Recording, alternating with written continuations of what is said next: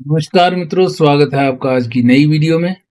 आज की वीडियो में हम डिस्कस करने जा रहे हैं कनाडा इमिग्रेशन और स्पेसिफिकली OINP से रिलेटेड एक बहुत ही इम्पोर्टेंट और लेटेस्ट अपडेट जो आई हुई है उसके बारे में डिस्कस करेंगे। तो जैसा कि आप जानते हैं कि कनाडा की फेडरल गवर्नमेंट में PR के जो नंबर्स हैं उनको लेकर कुछ लास्ट ईयर कुछ डिसीजन किए थे, जिसमें कि PNP का कोटा जो है लगभग आधा कर दिया था। तो अब ओंटारियो ने उसी के रिगार्डिंग कुछ और लेटेस्ट ऑफिशियल डेवलपमेंट्स जो हैं वो रिलीज की हैं, तो जिससे सिचुएशन जो है वो सुधरी नहीं बल्कि और क्रिटिकल हो गई है। आज ओंटारियो ने अपनी वेबसाइट पर कुछ नई अपडेट्स जो हैं वो रिलीज की हैं, जैसे application procedures, intakes, quota reduction, नया जो 7 वर्कर्स एक्ट जो है, और उसके बाद ये कब लागू हो सकता है, इसके बारे में सारी इंफॉर्मेशन, और इसको कौन कौन सी कैटेगरी इससे इम्पैक्ट होंगी, तो ये सब जो है चीज़ें जो हैं वो आप इस वीडियो में डिस्कस करेंगे। तो अगर आप OINP से रिलेटेड हैं, OINP के थ्रू PR लेने वाले थे, और तो आपके लिए ये वीडियो एक बहुत इम्पॉर्टेंट वीडियो है, तो आप इसको ज़रूर देखें और एंड तक देखें जिससे आपको सारी जानकारी मिल सके। तो वीडियो में आगे बढ़ने से पहले जिन्होंने चैनल को अभी तक सब्सक्राइब नहीं किया वो चैनल को सब्सक्राइब कर लें और बेल आइकन भी प्रेस कर दें, जिससे आपको आने वाली वीडियो की जानकारी मिल सके, और साथ ही साथ वीडियो को लाइक एंड शेयर जरूर करें, जिससे कि चैनल की रीच जो है वो और लोगों तक भी हो सके। तो आइए अब आगे बढ़ते हैं। सबसे पहली बात यह है कि ये सब हो क्यों रहा है। तो आपको जैसा कि पहले भी बता चुके हैं कि कनाडा की जो फेडरल गवर्नमेंट है और IRCC, तो इन्होंने जो पिछला टारगेट्स थे जो PNP के, उसको आधा कर दिया था लास्ट ईयर। तो उस आधा करने के चक्कर में अब क्या हुआ है कि उसका जो इफेक्ट है वो अब दिख रहा है। जैसा कि आपने देखा, ब्रिटिश कोलंबिया और दूसरे प्रोविंस सभी आधे आधे पे काम कर रहे हैं। इसी तरह OINP भी अभी तक तो ड्रा कोई नहीं आया है, लेकिन उन्होंने थोड़ी सी डिटेल्स जो हैं वो शेयर की हैं कि क्या प्रोसेस रहेगा, किस तरह से रहेगा। तो लेटेस्ट अपडेट के अनुसार जो 30 मई 2025 को जो आई है, अब उन्होंने ऑफिशियली कंफर्म कर दिया है कि फेडरल गवर्नमेंट ने जो 50% कोटा रिड्यूस कर दिया है वो फाइनल है। इसका मतलब वो अभी तक नेगोशिएशन वगैरह चल रही होगी कि हमारा इससे नहीं चलेगा, जब हमें और कोटा चाहिए। तो जो उनकी फेडरल गवर्नमेंट है उसने लगता है वो नहीं प्रपोजल एक्सेप्ट हुआ होगा, इस तरह की कोई मेरा आइडिया है। तो अब ओंटारियो ने लगभग 2503,000 के नॉमिनेशन ही जो है इशू करने का डिसाइड किया है। इसमें हेल्थ केयर और स्किल ट्रेड जैसे हाई डिमांड सेक्टर्स को ही जो प्रेफरेंस है वो दी जाएगी। तो इसका मतलब है कि अब जो नया जो सिस्टम आएगा उसमें प्रोसेसिंग टाइम जो है बहुत लंबा होने वाला है। एप्लीकेंट्स को अपने एप्लीकेशंस के डिसीजन से पहले से भी ज़्यादा, लगभग 12 से 18 महीने या उससे भी ज़्यादा इंतजार करना पड़ सकता है। और नॉमिनेशंस भी बहुत कम होंगे, क्योंकि कोटा ही जब आधा हो गया तो कुछ पॉपुलर स्ट्रीम्स जैसे कि मास्टर ग्रेजुएट स्ट्रीम्स जो इनकी थी उसमें नए इनटेक्स को भी थोड़ी देर के लिए रोका गया है। तो काफ़ी सारी चेंजेस जो हैं, उथल पुथल जो है वो OINP में भी देखने को मिलेगी।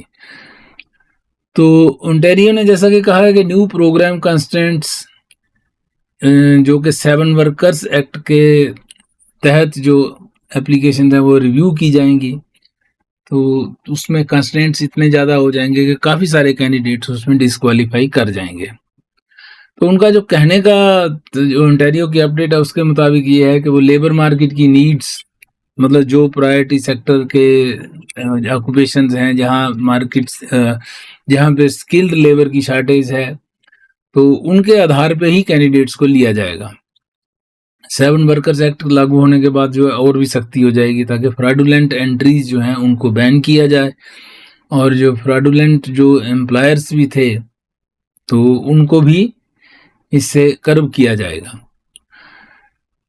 तो जो लोग, इसमें असर किस पे पड़ेगा, जो लोग ITA स्टेज क्रॉस कर चुके हैं लेकिन अभी तक NOI मतलब नोटिफिकेशन ऑफ इंटरेस्ट या नॉमिनेशन कंफर्मेशन OINP से उनको नहीं मिला है, वो लोग इससे इफेक्ट हो सकते हैं।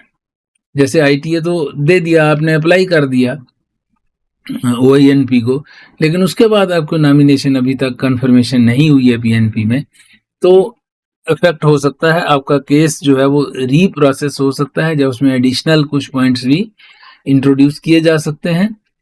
और अगर आप प्रायोरिटी सेक्टर में नहीं है तो मुश्किल हो सकती है। या फ्यूचर में जो ITAs का इंतजार कर रहे हैं जो एप्लीकेंट्स हैं, जैसे जो नॉन प्रायोरिटी सेक्टर्स में हो, जो स्किल शॉर्टेज वाले ऑक्यूपेशंस में नहीं हो, उनके लिए अपॉर्चुनिटीज थोड़ी सी कम है। लेकिन जिन लोगों को ITA मिल गया और उन्होंने अपनी एप्लीकेशन IRCC में फाइल कर दी है और PR का वेट कर रहे हैं, उनको इससे फर्क नहीं पड़ सकता है, वो सेफ हैं।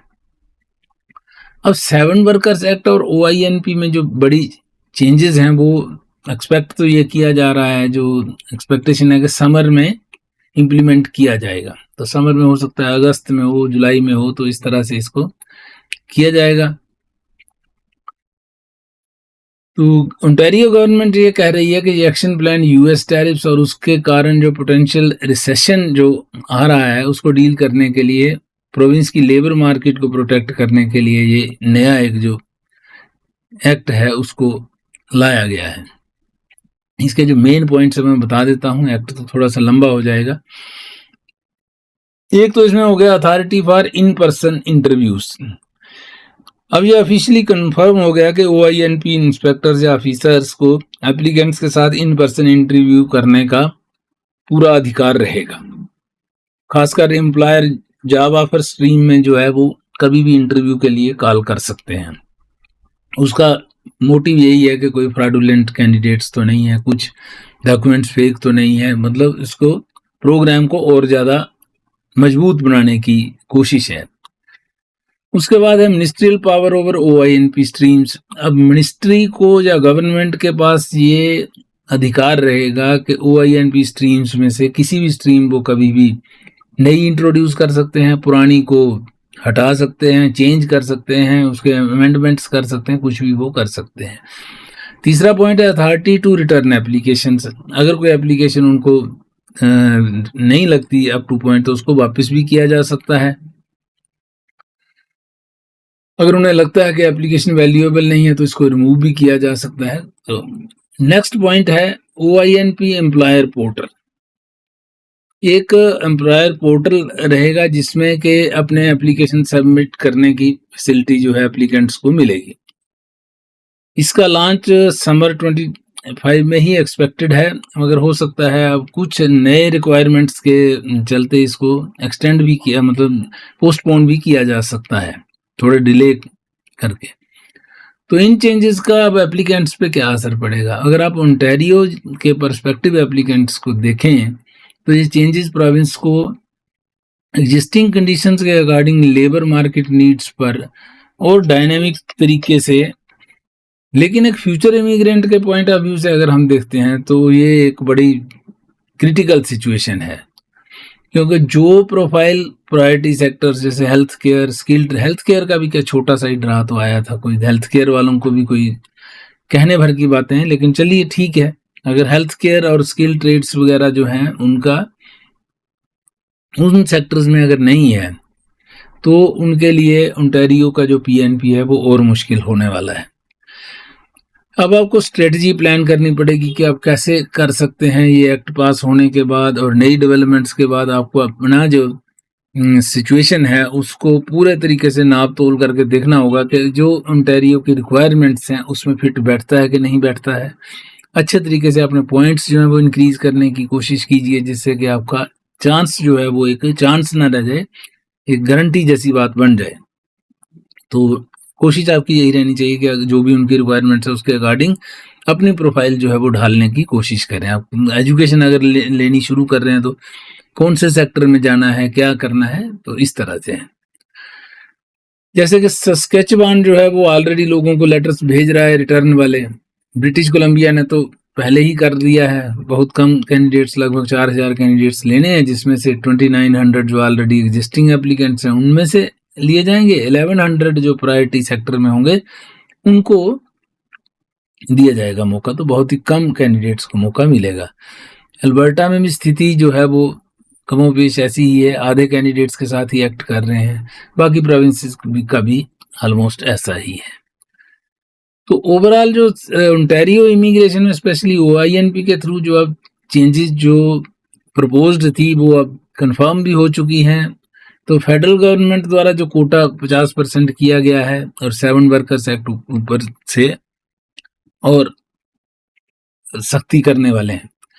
तो जैसे कि 1 अगस्त के आसपास हो सकता है ये लागू होगा। तो इंटरव्यू लेने वाला है, स्ट्रीम्स बदलने वाली ऑप्शंस हैं, तो काफ़ी सारी जो चेंजेस जो हैं वो आपको देखने को मिलेंगी। तो इनका ऑब्जेक्टिव जो है वो अब क्लियर ही है कि लेबर मार्केट नीड्स जो हैं, जो प्रायोरिटी सेक्टर्स हैं उनमें ही कैंडिडेट्स को लिया जाएगा। बाकी कैंडिडेट्स जो जनरल कैटेगरी वाले हैं उनके लिए चांसेस कम होते जा रहे हैं day by day, federal level पे भी और प्रोविंशियल PNP लेवल पे भी। तो आपको अपने आप को मॉडिफाई, अपना प्रोफाइल मॉडिफाई कीजिए, अपना सिस्टम जो है चेंज कीजिए अपने, ताकि आपके पॉइंट्स जो हैं उनके अकॉर्डिंगली पॉइंट्स और प्रोफाइल जो है उनकी रिक्वायरमेंट्स के अकॉर्डिंगली मैच करें। तो आपके इस बारे में क्या थॉट्स हैं, वो आपने जो लेटेस्ट डेवलपमेंट्स के बाद आपकी क्या स्ट्रेटजी हो सकती है, कुछ आपका पर्सनल जो पॉइंट ऑफ व्यू है उसको आप कमेंट्स में लिख के बता सकते हैं। कोई क्वेश्चंस हो, कुछ हो तो कमेंट्स में लिख के बता सकते हैं, ताकि और लोगों तक भी ये जानकारी जो है आपके व्यू पॉइंट्स पहुंच सकें। और अगर कोई क्वेश्चन हुआ तो उसका आंसर भी हम देने की कोशिश करेंगे, जो कि करते ही हैं।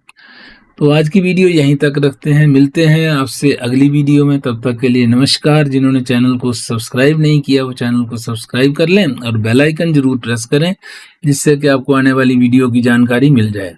और साथ ही साथ वीडियो को लाइक एंड शेयर जरूर कीजिए, जिससे कि और लोग भी इस इम्पॉर्टेंट इंफॉर्मेशन से अवेयर हो सकें। तो thanks for watching, have a nice time, see you again in the next video. Next video में हम कोशिश करेंगे नए, इस बार क्योंकि ड्रा तो आया नहीं है तो नेक्स्ट ड्रा के बारे में बात करेंगे नेक्स्ट वीडियो में। तो नेक्स्ट वीक एक्सपेक्टेड तो है ही है कि कोई ड्रा जो है IRCC कोई ड्रा एक्सप्रेस एंट्री का निकालेगी। तो अगली वीडियो में उसके बारे में डिस्कस करते हैं। तो मिलते हैं अगली वीडियो।